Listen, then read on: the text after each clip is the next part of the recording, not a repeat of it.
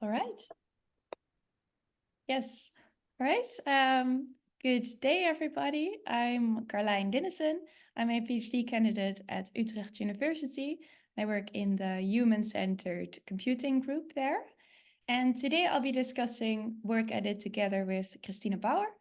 And the title of the talk and also the title of the paper I will be discussing is How Control and Transparency for Users Could Improve Artist Fairness in Music Recommender Systems. So it's quite a mouthful, but I will talk you through everything. And actually, this work is based on two studies that are also described in separate papers. So the work I'll be discussing today was published at ISMIR, the International Society for Music Information Retrieval, last November. And the other two studies are published at UMAP and at CAI-CRIS last year. So if you're interested, feel free to check out the other papers as well. But going back to the topic, I will be talking about music recommender systems today. And the reason why I'm very interested, and with me a lot of other people in these systems, is that nowadays music streaming services are a major, if not the biggest resource for music consumption for people that listen to music. And the recommender systems that are integrated in those services impact which music is shown to users. And that's done in different forms, different applications. I put a couple of examples on this slide, like autoplay, like personalized playlists, enhancing playlists with extra songs, etc. And these type of functionalities are basically built in all music streaming services nowadays.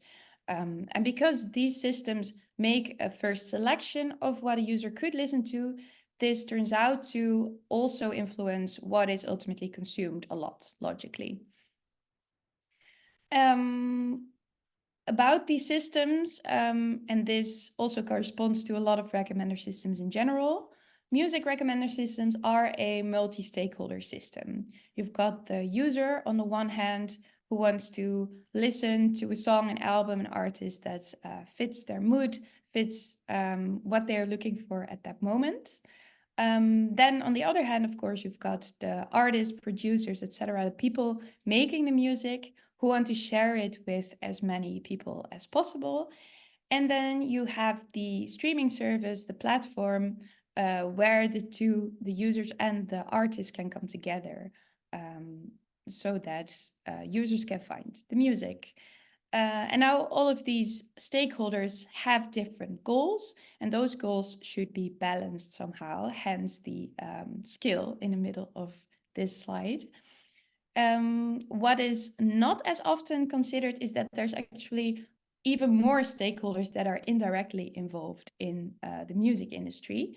They are the other professionals who work there. And this could be, for example, as a booker for a concert venue or for a festival.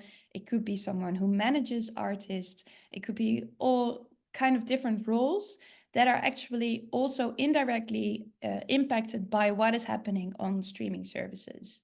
And now all those indirect stakeholders, or could even also be direct stakeholders, they also have their own goals and their values, and those should then be balanced in a platform somehow. Now, one of the values I will be highlighting in this talk is fairness, and specifically fairness from the artist perspective, even though fairness may be relevant for all stakeholders. We define fairness as a human judgment value over a system, meaning that it can be different per culture, per time period, per country, even for several people in the same culture. What is fair can mean a different thing, and it can change over time. So that makes it very difficult to define, but also very interesting to look into. And what we see in literature is that often we at least try and define what unfair means so that we know what we should actually improve in the systems. And the way that this is done is often in the way that recommender systems may reflect or even reinforce uneven distributions in the data. And that could result in items of specific groups. So now we are talking about mostly protected groups with certain characteristics who, because of this uneven distribution, it could also be caused by an algorithm itself, but the result is that they have less exposure, meaning that they appear in recommendations less frequently. So this potentially could lead to discrimination or to distributional harm, meaning harm that is caused by an unfair distribution of resources. And talking about which specific protected groups this could be, in the literature that's really about music recommender systems specifically, it has been shown that less popular artists are structurally recommended less, even less than what would be a representation of the data. And this is the popularity bias phenomenon that's not specific only to music recommender systems. Also, on the gender aspect, so gender of the artist, it has been shown that distributional harm can occur. And this is specifically interesting in the music domain because there we have a historical imbalance in gender. So there's a lot more male artists than, for example, female and non-binary artists. And the last dimension where this has been shown to occur is the country where the artist is from. So mostly US, UK artists would then get an unfair advantage in the recommender system. And now you could think, okay, well, they get a couple less plays for their music. What is the impact of that if you compare it, for example, to a loan system giving or not giving a loan to someone? Well, still, streaming service is a big part of many artists' income. So when they are streamed less, they lose this income, and therefore it may be more difficult for them to sustain their sustain their life as an artist. And for new artists, it might make it more difficult to break through. So that means that there's an unfair difference between certain groups. Now, what we were wondering about is whether the problems we are addressing in academic fairness literature are actually the problems that artists themselves perceive. So are we looking into the right things? And are we maybe missing something important that we haven't looked into yet? And to figure this out, we interviewed artists. And with these interviews, we firstly aim to understand what they consider to be fair in music recommender systems. And secondly, also the role that these artists envisioned for music streaming platforms with regards to fairness, but also diversity and transparency in recommendations. And now for the work I'll be discussing today, I will actually be focusing on two other values other than fairness. These were two topics that were not yet described in existing artists' fairness-focused work. But while we were doing the interviews, it turned out that these two topics really emerged in almost all of them unprompted. So the artists actually saw a connection between these two topics and artist fairness.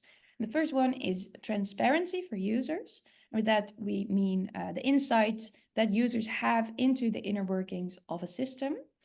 And also what is mentioned in literature is that to properly gauge recommender system fairness, transparency is considered a prerequisite. So this is actually, there's already a connection between the two. And the second topic that came up a lot was giving more control to users. And with control, then we mean the extent to which users can influence their recommendations. And this inspired us to look into the following research questions. First of all, how do artists and other music industry professionals view the current level of transparency and control for users on music streaming services? And then our second research question is, which role do artists see for user transparency and control in improving artist fairness? And then in the third one, we'll look a little bit more practically, what are artists' UI suggestions, so suggestions for the user interface to actually improve transparency and control for users. So going back to this picture and to the scale, what we actually try to see in this work is if the assumption that there is often a trade-off necessary between different goals for different stakeholders, if that is true. Because if there would be a trade-off, it would mean that improving the situation for one stakeholder automatically is to the detriment of another. But we argue in this work that that's actually not always the case, and some goals might overlap or even complement each other. So moving on to the method, we are using insights from two studies, like I mentioned before. The first one was the study where we interviewed artists. It was done at the beginning of 2022. And we interviewed 14 Dutch music artists in semi-structured interviews with the topics that are mentioned in this slide. So transparency and control were there, but also it was more broadly about the impact of streaming services on their career, fairness, diversity, and also influencing users' behavior. And this is a quick one slide overview of our participant sample, not for you to really go through everything, but just to show that we try to get a diverse sample in different aspects. So in the age aspect, in gender, in audience reach. So here, national audience reach means national in the Netherlands and international means outside of the Netherlands. And lastly, in genre as well. And then we also use insights from a second study that we did. And in that study, we asked 35 attendees of one of the main music industry conferences in the EU, which is Eurosonic Noorderslag, to fill in a questionnaire. And this was done in the beginning of 2023, so last year. And the topics were the same as study one. This is again a brief overview of the participant sample. It was a little bit more, it's not completely balanced, for example, in nationality. About half of the participants were Dutch, and there were the other participants were from other European countries. And you can also see in the role row that people came from different backgrounds in the music industry. And there were also different age groups and different years active in the music industry. And often people had several roles in the music industry as well. So just summarizing in this work, we zoom in on the topics of transparency and control specifically in both studies. And now for each research question, I will discuss the answers that we can derive from these two studies. So the first research question, just refreshing, was about what our participants felt was the current extent to which users have insight in the systems and can control the systems. I'll start with the music artists from study one. And they felt that both transparency and control were lacking for users and that both should be increased. For transparency, the artist mentioned that this could be kind of educational component, so educating users about different fairness dimensions of the artist on the platform. And they also noted in general that users generally don't know how music recommender systems work, which objectives are incorporated, so also not whether those are fairness objectives. And users also often don't know how music recommender systems influence their listening behavior. And one participant said about this, it would be proper for a platform to show how it works and that you as a listener would also know, as I think it influences our listening behavior, which is not necessarily taste, a lot. And now for control, artists also saw added value for increased control, illustrated by an example that one participant gave. He said, you start on YouTube with a very small band, and eventually you always end up, let's say, at Metallica at Rock in Park, you know, which is a very famous, popular concert that Metallica played. So then he basically described popularity bias. Even if you are starting with a very small band, eventually you end up at the most popular recommendations. And we also saw that when artists were thinking about this topic, they also kind of aligned their thoughts with literature that we know from the different user goals that are mentioned there. So, for example, having exploration as one user goal, discovery as a user goal. And artists really felt that you can, as a system, play with those user goals a little bit. And I will get back to that later.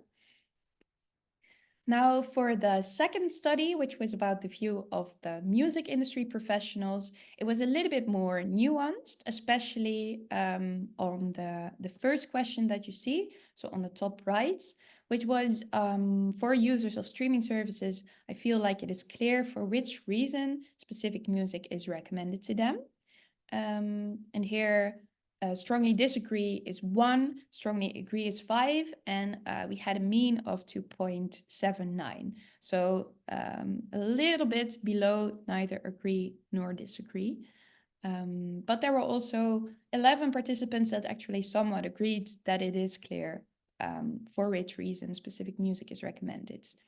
Now, on the second question, should it be made more clear for which reason music is recommended to users? There, participants were the answers were pretty homogeneous. The mean was 4.38, so quite high. You can see that there was only one participant that said neither agree nor disagree, and all the other participants actually agreed that transparency should be increased. Now moving on to control, we also had some questions about control for users in these questionnaires. The first one being, for users of streaming services, I'm happy with the extent to which they can influence which music is in their general recommendations. So this one was focusing on recommendations in general.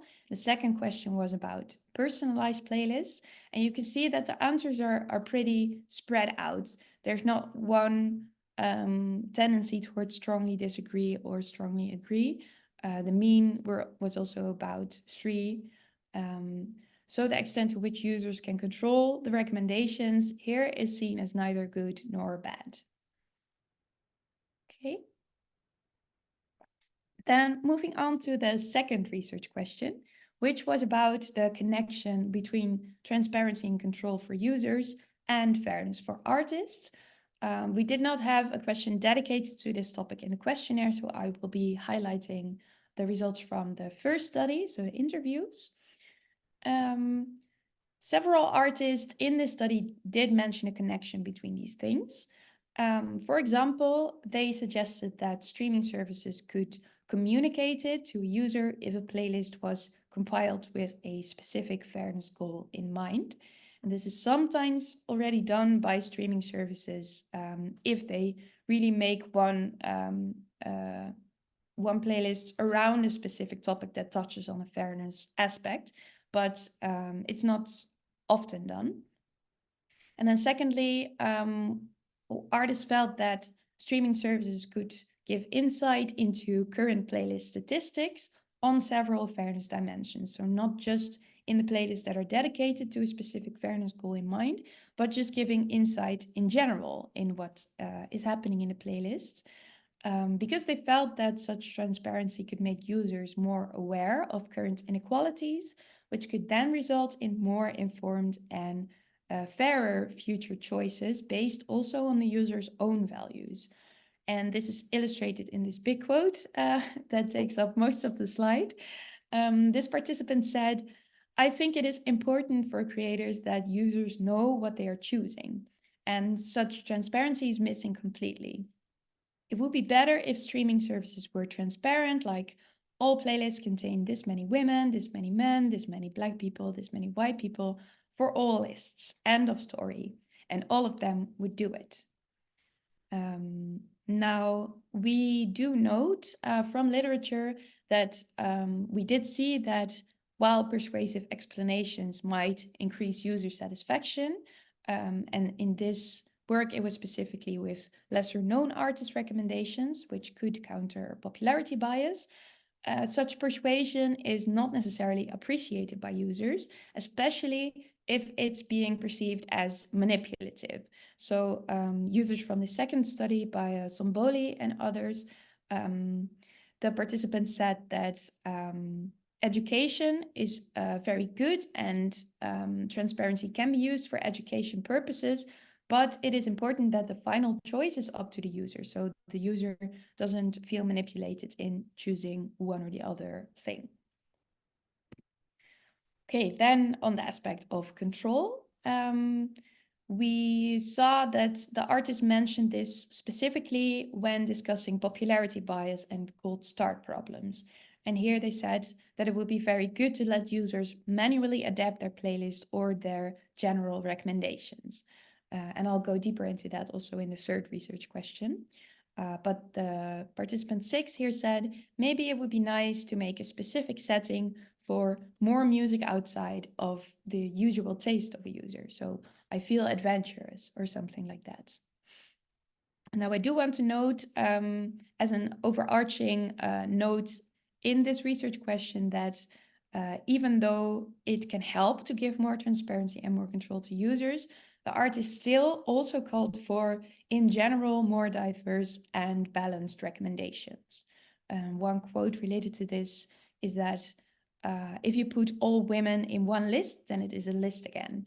Then it effectively becomes some kind of subgenre, while gender actually transcends genre. Okay, on to the last research question, which was about artists' ideas for implementation of transparency and control enhancing UI functionalities. And here the artist suggested that users could be given more control, more ways to modify their recommendations, both on a mid-level, so that could be on a user's profile page, which would then be reflected in all the recommendations, and it can also be on a low level, meaning playlist specific or even song specific. What was not often mentioned was the high level modifications, which would actually be the parameters of the recommender system themselves. So that wasn't something that the artists were thinking of here. And the ways that this could be done could be through sliders or filters. And you can see an example, just a mock-up I made in the top of the screen, right? Like a slider showing similar to what I know. And the quote that belongs to this is from participant 6, it's below that. Perhaps just a percentage, a slider, saying how many recommended songs you'd know already and how many you wouldn't know, which you could adjust according to which mood you're in. And another dimension where this could be possible is popularity. So, for example, in this particular playlist, I want to have a less popular artist, or I want to add more popular artists. And another quote that's not about sliders, but rather about filters, is the one from participant 11. Just like at Zalando, selecting yourself, well, I want bands, not famous, a little bit in that genre, very new, etc. And these are things that increase user control, but actually they would simultaneously also give more transparency on what is being recommended in a certain list. So it would also touch on transparency. And now this connection and also these ideas may not be revolutionary for a recommender system, but they had never been noted in an artist fairness context for music recommender systems. And what we also note is that this could also be a way for users to make the recommendations better fit their user profile. So are they focused right now? Are they open for discovery? Or are they really in an exploration mode?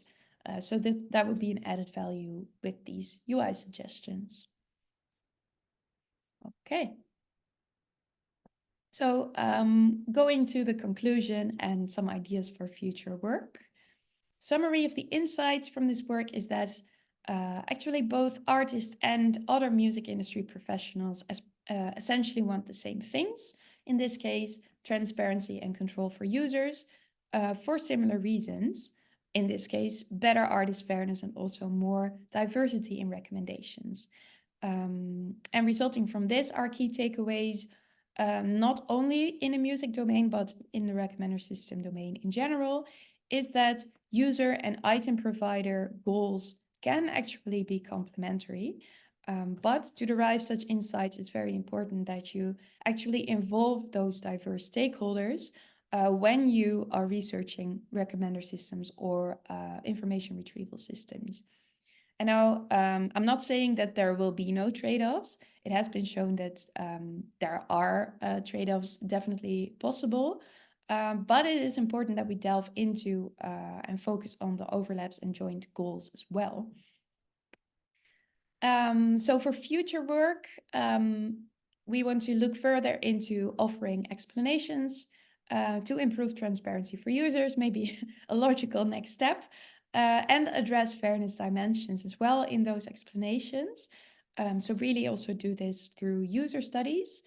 We'd also like to implement the UI functionalities that were suggested and evaluate in user studies, which could be with users, end users, but also with artists. And it is still very important that we look further into enhancing fairness and implementing fairness enhancing interventions so that the item provider fairness can also actually be increased. So closing off with this work, we hope to show that taking a multi-stakeholder approach could accelerate the goals of several stakeholders simultaneously. And in the end, this can help us to build a more sustainable music ecosystem. Now, on my last slide, I have some possible discussion points. I'd also be happy to take any questions or hear any feedback you have about the work. If you want to contact me, my information is here. And I'd really like to thank you for your attention.